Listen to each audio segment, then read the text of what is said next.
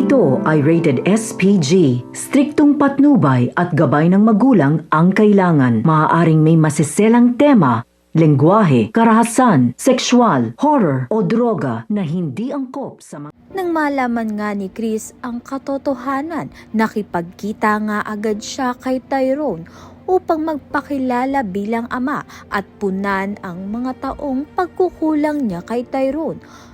Dahil dito, hindi magiging madali kay Tyrone na tanggapin ang katotohanan na si Chris ang kanyang tunay na ama at kakambal pa nga niya si Belle. Hindi naging madali ang pag-uusap, pero alam ni Chris na ito ang tamang panahon para malaman na ang lahat dahil nasa wastong edad naman na nga itong si Tyrone at maiintindihan niya na nga ang lahat.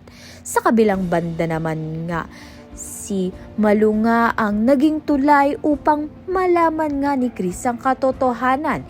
Hindi na nga kinaya ng konsensya ni Malu kaya isiniwalat na nga niya ang matagal nang tinatagong sikreto ni Rosel. Para sa kanya, dapat lang malaman ni Chris ang katotohanan dahil siya ang tunay na ama ng mga anak ni Rosel. Kaya naman nga't yan at iba pa ang dapat nating pakaabangan. Maraming salamat sa iyong panonood.